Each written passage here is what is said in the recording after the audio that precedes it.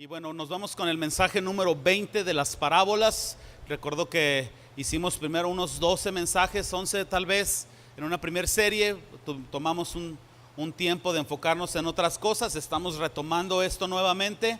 Y bueno, a mí me ha sido de gran bendición las parábolas. Yo no sé si alguien aquí le haya sido de bendición alguna parábola. Sí, sinceramente, ¿alguien se ha arrepentido en algo de su vida después de escuchar las parábolas? Yo levanto la mano.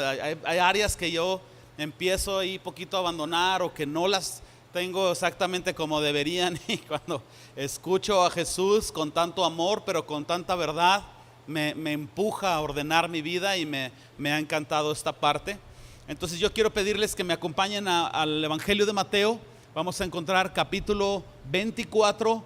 Vamos a empezar a leer desde versículo 36, y lo que vamos a hacer es considerar la parábola del siervo fiel y prudente. Mateo 24, 36. En medio de ese relato está la parábola del siervo fiel y prudente. ¿Ya lo encontraron por ahí? Entonces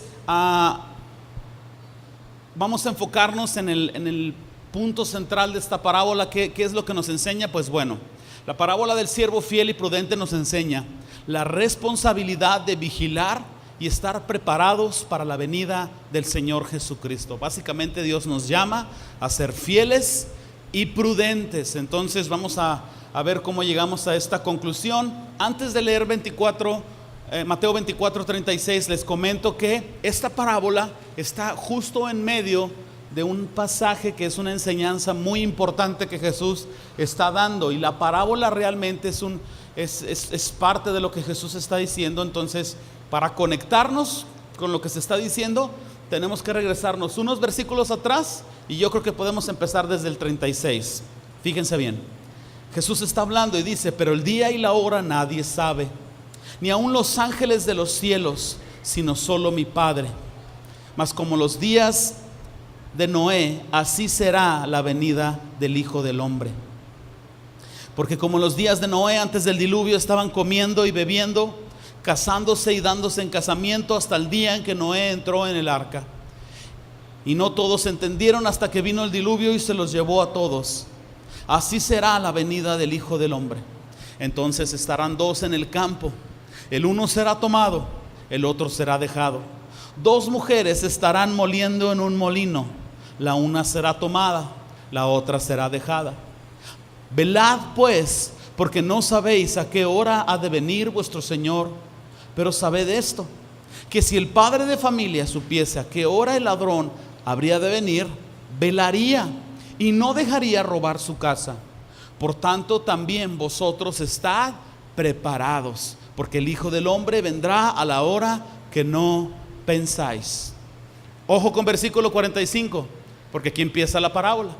¿Quién es pues el siervo fiel y prudente, al cual puso su Señor sobre su casa para que les dé alimento a tiempo?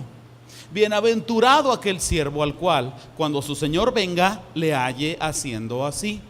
De cierto os digo que sobre todos sus bienes le pondrá. Pero si aquel siervo malo dijere en su corazón: mi Señor tarda en venir, y comenzare a golpear a sus consiervos, y aún a comer y a beber con los borrachos, vendrá el Señor de aquel siervo en el día que éste no espera y a la hora que no sabe, y lo castigará duramente, y pondrá su parte con los hipócritas, y ahí será el lloro y crujir de dientes. Hay tanto, una vez más, hay tanto en esta parábola que pudiéramos tomar 4 o 5 mensajes de ella. Vamos a tratar de quedarnos en la columna vertebral de esto. Pero básicamente Jesús está hablando de su venida. Lo estamos entendiendo todos. Está describiendo las cosas que van a estar sucediendo en su venida. Y Jesús nos está animando, nos está exhortando a que velemos, a que estemos a la alerta, a que no nos relajemos en nuestro cristianismo. Y cuando una persona se relaja o opta por la maldad, de una u otra forma llega a esta conclusión: mi Señor tarda en venir. O tal vez esto es exactamente lo mismo que decir o ignorar que rendiremos cuentas a Dios. Ojo con esto. En el preciso momento en que tú y yo olvidemos que rendiremos cuentas a Dios, a pesar de haber sido salvos por gracia, pero que al final de cuentas nosotros estaremos ante Él para recibir recompensa o quizás reclamo por haber hecho bien, con fidelidad nuestro trabajo, por haberlo dejado de hacer. El momento en que nosotros olvidamos que rendiremos cuentas a Dios, nuestro cristianismo se relaja. Por eso dice la Escritura que el siervo dice: mi Señor tarda en venir.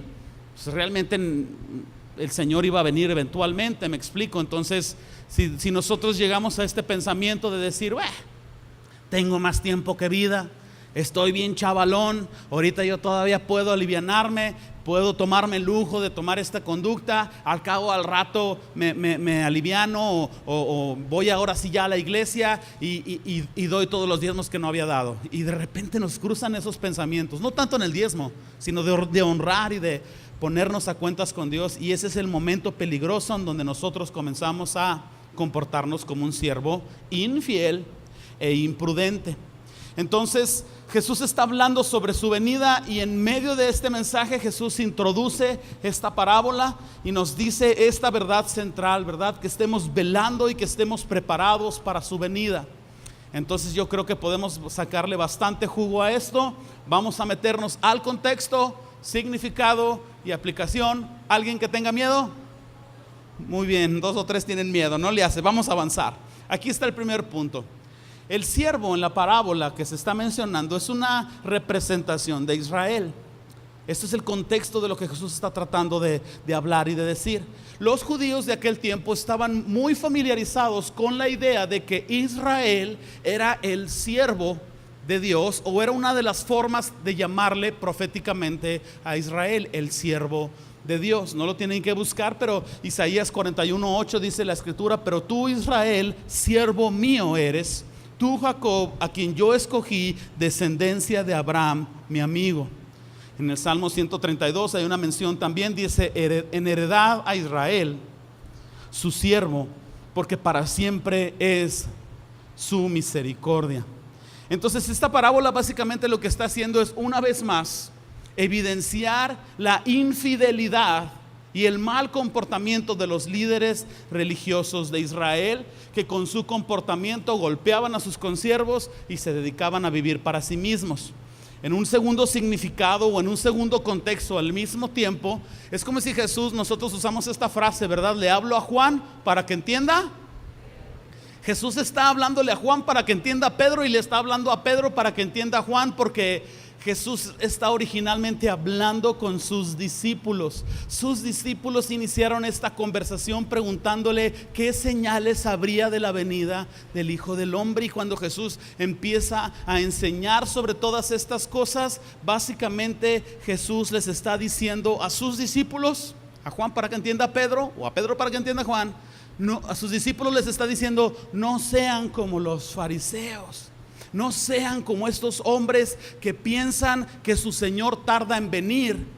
Cuando yo no esté, estoy parafraseando, ustedes no se comporten. Este es el modelo de liderazgo que ustedes no deben de seguir. Ustedes deben de estar a la alerta. Ustedes deben de estar trabajando, sabiendo que no es por obras, pero que de alguna manera es importante mantenerse haciendo como el Señor nos ha dicho, y es lo que Jesús está hablando con sus discípulos.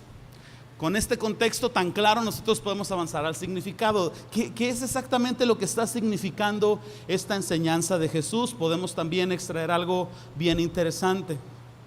Dado que Jesús está mencionando un siervo, el cual representa a Israel, el cual básicamente está Jesús exhibiendo como un mal liderazgo, nosotros podemos entender que los líderes espirituales, los pastores, ancianos de la iglesia, cualquiera que tenga una responsabilidad de cuidar a otros en una iglesia, tienen una alta responsabilidad, o mejor dicho, tenemos una alta responsabilidad.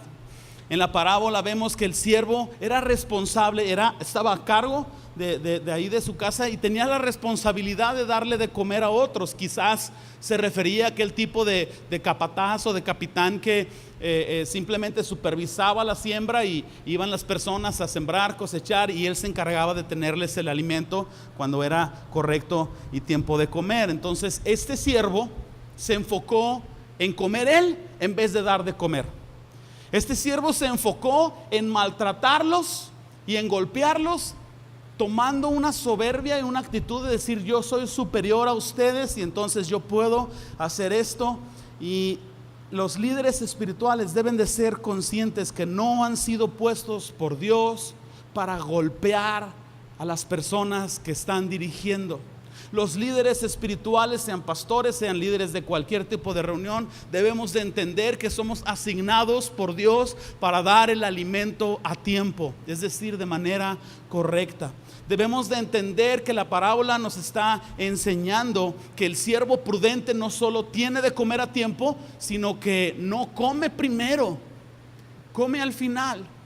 Ese es el mandato que el Señor nos está dando a quienes estamos a cargo de personas en liderazgo. Los líderes deben de alimentar correctamente, los líderes deben de tener una conducta ejemplar en su manera de vivir. Y quiero que sepan que yo estoy consciente de que estoy poniendo una navaja sobre mi cuello ahorita. Y la verdad es que le estaba sacando la vuelta de esta parábola. Dije: no, la rodeamos. Pero entonces yo sería un siervo imprudente. Entonces dije: bueno, no la rodeamos, mejor de una vez pongo mis barbas a remojar y aquí vamos.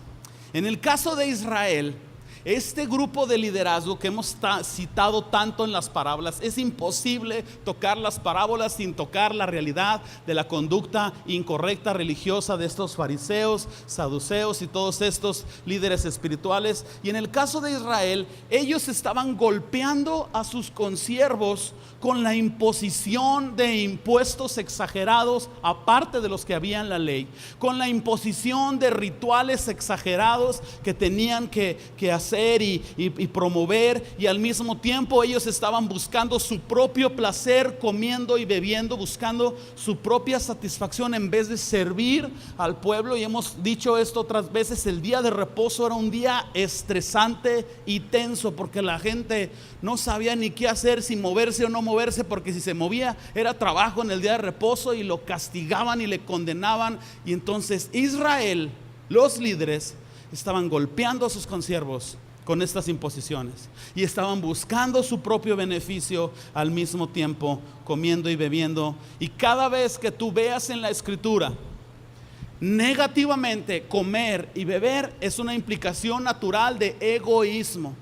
Y cuando tú lo ves aplicado al liderazgo, nos está diciendo con total claridad que entonces hay el riesgo de que las personas que están a cargo de otros busquen su propio beneficio, busquen salir bien parados ellos, en vez de sacrificarse y buscar el bienestar de las demás personas. Entonces, mis hermanos, aquellos que estén viendo este video, o aquellos de ustedes que en algún momento, por alguna circunstancia, no estén en un futuro en esta congregación, lo digo sabiendo que no sabemos los planes de Dios, no sabemos cómo están las cosas. Sinceramente, el grupo de los que empezamos se ha reducido tanto, ha habido rotación, unos están, otros no están, y ya nos estamos empezando a familiarizar con esto.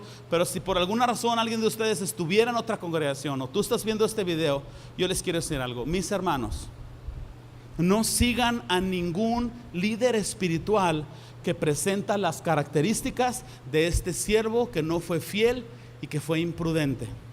Puedo citar dos de ellas con gran claridad.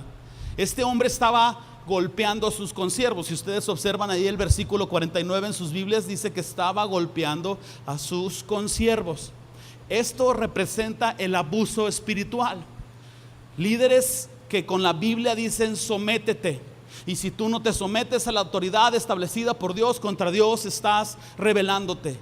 Líderes que utilizan la escritura fuera de contexto para manipular y provocar las cosas que sucedan como ellos quieren y no como la escritura dice. Líderes que con revelaciones espirituales o supuestas profecías del Espíritu Santo manipulan, controlan y en un sentido general golpean a las personas. Personas que se sienten golpeadas, ojo con esto, no reprendidas a arrepentirse, ni reprendidas a corregirse. No, maltratadas y golpeadas. Estás frustrado porque no sabes qué hacer para darle gusto a tu autoridad espiritual. Te sientes oprimido, lejos de sentirte inspirado. Este tipo de personas no son dignas de seguir. Cuando tu pastor busca su interés por encima del bienestar de la congregación, ten cuidado. Estas no son personas dignas de seguir. Nunca fue el estilo de liderazgo ni de pastorado que Jesús tuvo. Ante un evangelio que nos llama a renunciar todo y a seguir a Jesús, tenemos a un Jesús que siempre puso su vida y antepuso su necesidad para servir a los demás. Tenemos a un Jesús que se fajó la túnica y lavó los pies de sus discípulos y no perdió autoridad por eso. ¿Me logro explicar? Y entonces ciertamente somos siervos de Dios, ciertamente hay autoridad en nuestras vidas, ciertamente tenemos una opinión de cómo sería correcto vivir sin necesariamente juzgar, pero eso no nos coloca en una categoría del ungido de Dios que es intocable. Y el ungido de Dios puede moralmente vivir como quiere y hacer lo que quiere y enseñar una cosa y vivir la otra, porque es el ungido de Jehová y no lo toques y que no se canse. Este tipo de mentalidad ha lastimado más a la iglesia que realmente edificarla, y muchos de nosotros somos testigos de esto. La segunda característica que nosotros debemos de... me estoy brincando aquí un pasaje. Primera de Pedro 5:2, ustedes lo pueden anotar. Yo lo quiero leer en la Nueva Traducción Viviente. Está hablando sobre cómo debemos de cuidar a las personas, los que estamos en liderazgo. Dice: cuiden del rebaño que Dios les ha encomendado. Háganlo con gusto, no de mala gana, ni por el beneficio personal que puedan obtener de ello, sino porque están deseosos de servir a Dios. Entonces, ningún líder, es más, a pesar de que un líder haya tenido una trayectoria increíble por varias décadas de su vida, si en algún momento vino este cambio y está empezando a buscar primero su necesidad que la necesidad de las personas, no, ese es el punto en que nosotros debemos de reconsiderar qué es lo que Dios nos está dirigiendo a hacer. Ningún líder que tenga una calidad de mensaje extraordinaria, pero que está viviendo otra forma, otra manera de vivir, es digno de ser seguido. Hay algunas personas que Dios les ha dotado con una revelación de la Escritura, o que años atrás han estado correctamente con el Señor y han adquirido una habilidad, un dominio de la palabra, un dominio público del micrófono, y suenan como hombres increíbles. Pero sin importar la calidad del mensaje, si el mensaje no está a la altura de la vida ejemplar, ¿me logro explicar? Algo no está bien aquí. Y entonces nosotros debemos de ser cuidadosos al respecto. Otra característica de un líder que no debe ser seguido es una vida no ejemplar, que ya los estamos empezando a tocar. Si ustedes ven nuevamente el versículo 49, está esta expresión de comer y beber con los borrachos. Yo no creo que debemos de buscar perfección en nuestro pastor, ni que debemos de buscar perfección en el líder y el día que se equivocó le damos con todo y mató a un perro y le decimos mataperros, ¿verdad? Yo no creo que es así. Pero alguien que busca más su bienestar, alguien que está más interesado en su reputación, alguien que no vive lo que predica, sería muy bueno reconsiderar qué es lo que a quién nosotros queremos seguir y en quién nosotros debemos de depositar nuestra confianza. He sabido de siervos de Dios, y no digo nombres, solamente digo las situaciones que me han entristecido y han provocado sentimientos que no puedo expresar aquí, pero he sabido de pastores que organizan un evento, una cena de gala, y cobran un boleto por la cena a 200 pesos, y al mismo tiempo van con el círculo interno con algunos hermanos. Oiga, hermano, usted está aquí, ha sido muy bendecido, ahora le toca darle a Dios, le va a tocar traer 100 pechugas de pollo, y a usted le va a tocar traer todas las sodas del evento, y usted, mi hermana, su aportación para Dios es traer todas las sillas y todos los manteles del evento. Y luego, entonces, ¿para qué cobran el evento? ¿Me logro explicar? He sabido de pastores que predican unos mensajes extraordinarios de la palabra de Dios, pero su esposa o su familia viste de una manera tan indecorosa, con vestidos que no dejan nada a la imaginación, escotes, sensualidad. Y yo digo, pues qué padre el mensaje, pero no está pastoreando a su esposa como debe. Sus hijos son chicos y son un desastre. Cuando los muchachos son jóvenes y ya tienen la propia decisión de vivir y de andar ahí de rebeldes, lamentablemente un líder no tiene mucho que hacer. Les enseñó el camino y ellos han tomado una decisión distinta. Pero cuando son pequeños y no están siendo guiados en disciplina, uno empieza a entender que no va bien la cosa por ahí. Hablando de eventos, hay una empresa, un negocio que nos renta las mesas en los eventos, y un día hay un empleado, un joven que viene y ya hasta lo conocemos, y ¿qué onda, fulanito? ¿De qué? Tenías mucho esperándonos, y ya hay confianza, y un día entró y vio, y le llamó la atención que tuviéramos una cruz en la iglesia, y se quedó viendo, y luego le digo, ¿qué? ¿Todo bien? Dice, se me hace interesante que tengan cruces, dice, porque ustedes los cristianos no usan cruces.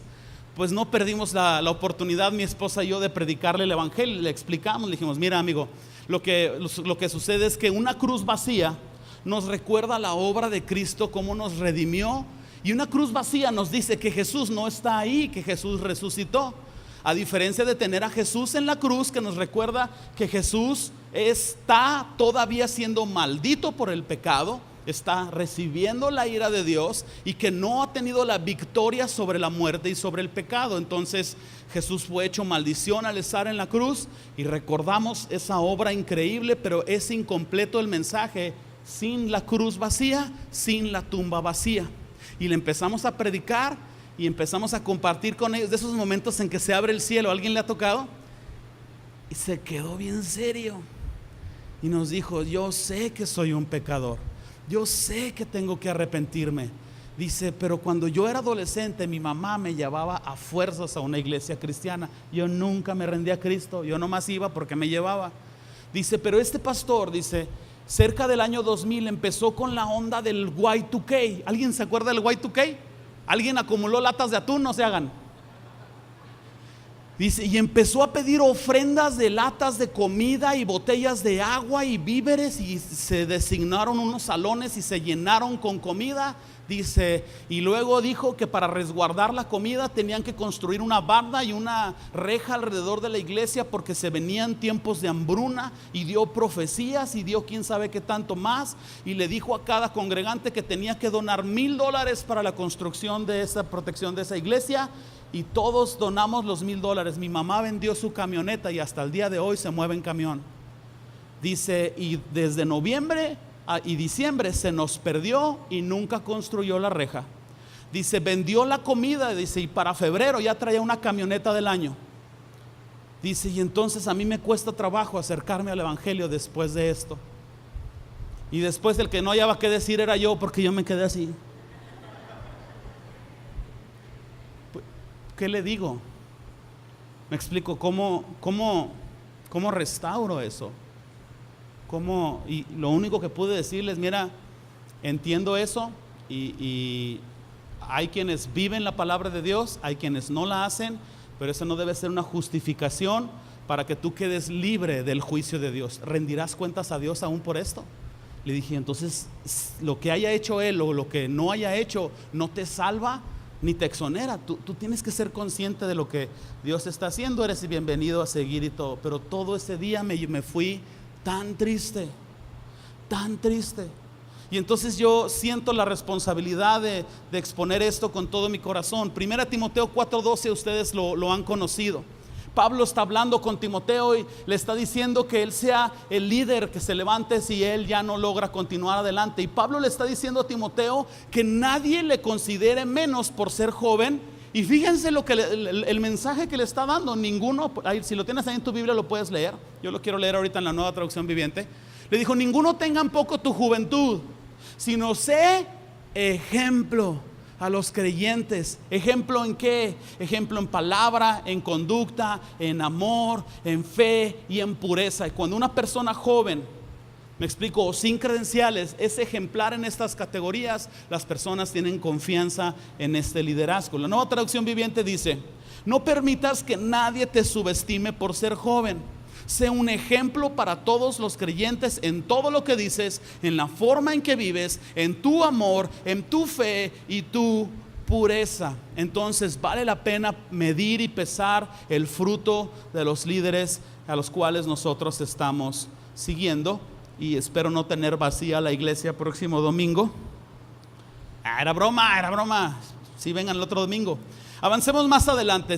¿Cómo podemos entonces nosotros aplicar este mensaje? Si nosotros ya consideramos fuertemente la responsabilidad del liderazgo, ahora nosotros tenemos que encontrar esa aplicación para nuestras vidas. ¿Y cómo lo hacemos? Bueno, déjenme mencionar en una manera muy rápida 5 puntos interesantes en esta enseñanza. Estos 5 puntos, empezamos con el primero y va conectando el segundo.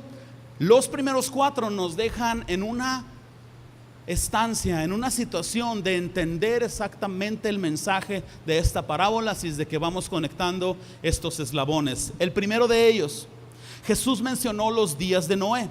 Ahí en sus Biblias, versículo 37 dice: mas como en los días de Noé, así será la venida del Hijo del Hombre. Entonces nosotros ya hemos mencionado aquí antes que los días de Noé eran días muy perversos, eran días muy violentos. ¿Qué tanta maldad, qué tanto egoísmo, qué tanta perversión no habría que la única solución temporal, porque esto no fue una solución al pecado del hombre, fue simplemente una forma de resetear o de reiniciar todo para darle tiempo a la humanidad de no deteriorarse antes de tiempo? ¿Y qué era la única solución temporal? Darles cuello a todos. Nadie de ellos se iba a componer, nadie de ellos iba a responder al mensaje de arrepentimiento de Dios, y el diluvio acabó con casi toda la población del mundo, excepto los que entraron al arca. Así de malo era el ambiente. Y cuando nosotros vivimos en este mundo tan miserable, malvado, violento, perverso, ¿alguien de ustedes se ha angustiado de decir, pues en qué mundo estamos viviendo? ¿Alguien ha vivido esto? Platicaba con alguien ayer sobre una de las muchas conversaciones que tenemos sobre ejecuciones, y esta persona me decía que un día después de haberle disparado a una persona en un puesto de tortas, todavía había pedazos de cráneo embarrados en una malla. Y uno dice, Señor, ¿a dónde estamos llegando? He visto videos atroces del cristianismo, de la persecución del cristianismo, y uno dice, Señor, ¿en qué mundo estamos viviendo? Y esto simplemente nos hace entender que la venida del Señor está muy cerca, y que si en algún momento de la historia el ser humano temeroso de Dios va a velar, es ahora, más que nunca. Aunque Jesús no dio el día ni la hora, este es el tiempo para velar. Vámonos con el siguiente eslabón, el siguiente punto clave. Jesús mencionó una generación enfocada en lo material y en el mundo. En el versículo 38 vemos que estaban comiendo y bebiendo, casándose y dándose en casamiento. Otra vez, la mención de gente que come y bebe negativamente nos da la marca distintiva de esta generación. ¿Y cuál es la marca distintiva de esta generación? Egocentrismo, exacto, egoísmo. Nosotros estamos como sociedad centrados en nosotros mismos.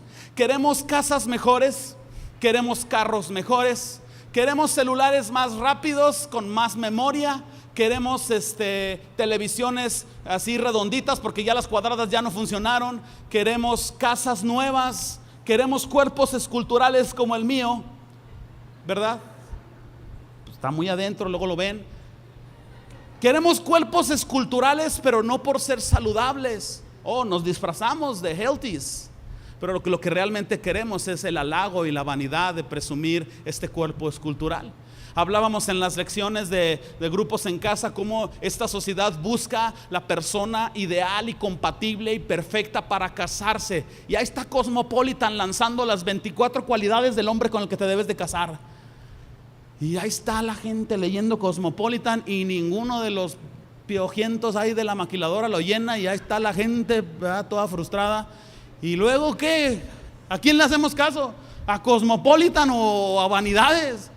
No existe la persona ideal y compatible.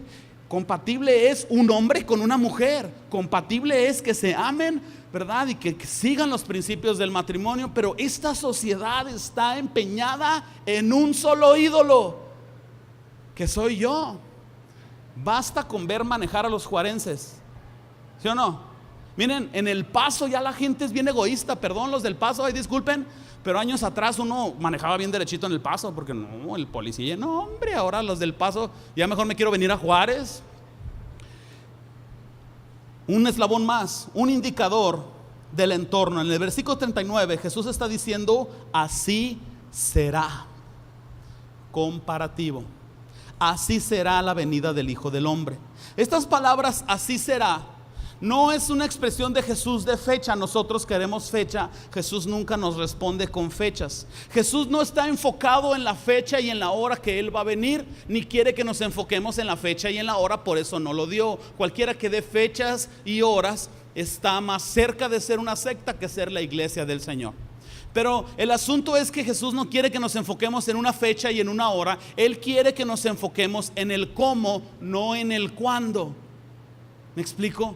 Es más importante en el cómo que en el cuándo. Porque si por alguna razón alguien dijera: no, ya es este noviembre, ¿me entiendes? El humano por naturaleza dice: no, pues tengo hasta el 26, 27 de noviembre para pecar, y el 28 de noviembre me arrepiento, el 29 me bautizo y para el 30 estoy listo.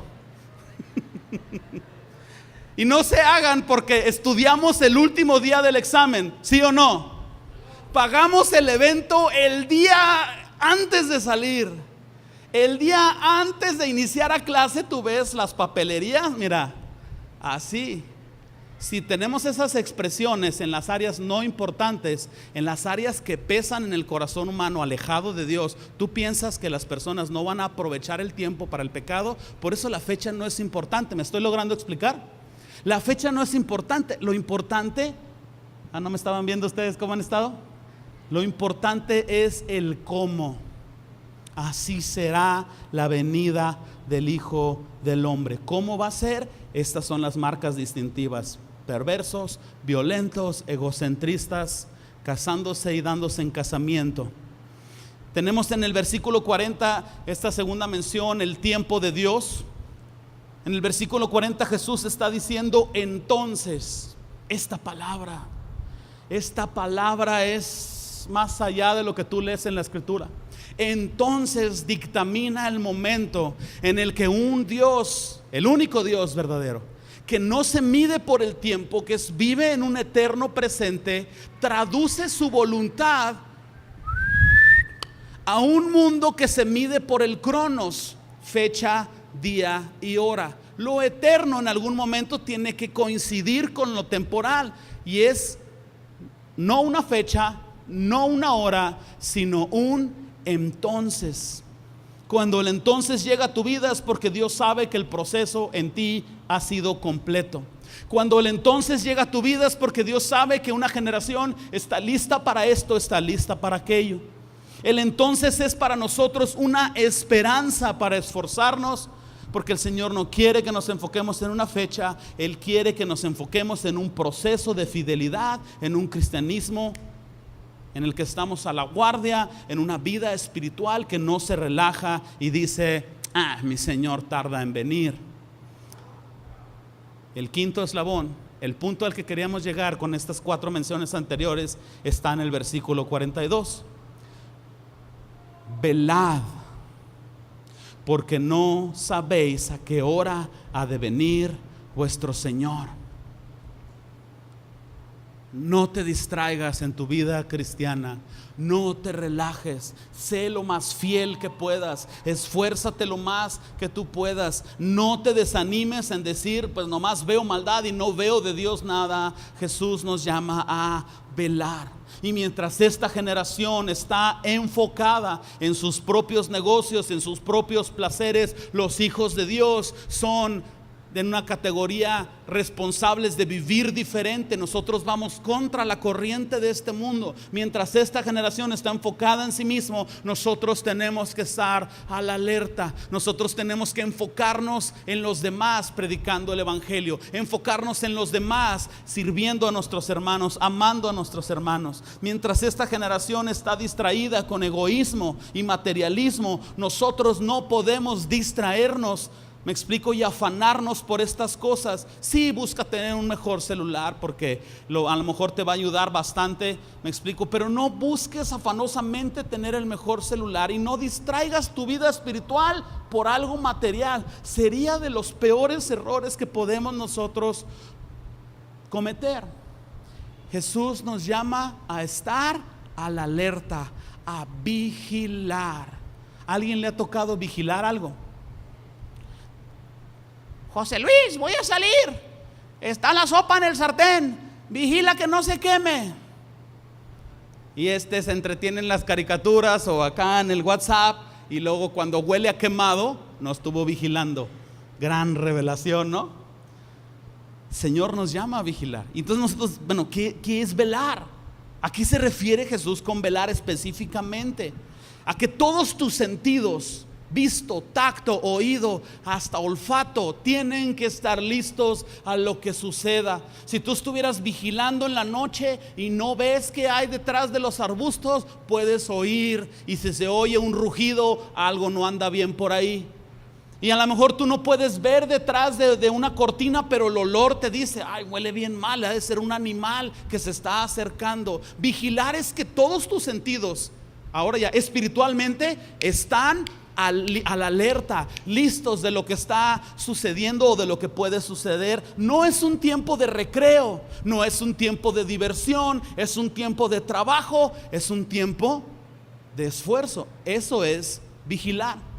Adán fue puesto en el huerto del Edén como un vigilante. Vayan en sus Biblias al libro de Génesis capítulo 2, versículo 15.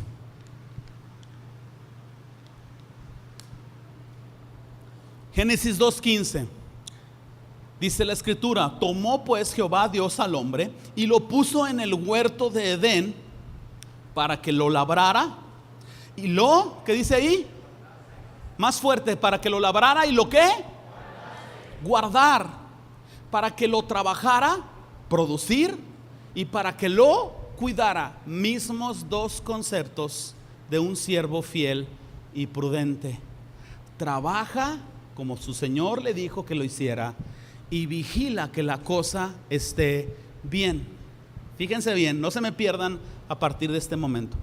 La palabra guardar, se me ocurrió ir al diccionario en hebreo y encontrar el significado. Es shamar, y significa obviamente guardar, significa advertir, significa centinela, cuidar, custodiar, guardia. Pastor, refiriéndose a un pastor que está vigilando su rebaño, significa vigilante o vigilar. Dios le dio esta responsabilidad de vigilancia a Adán. La pregunta central es, no se me pierdan,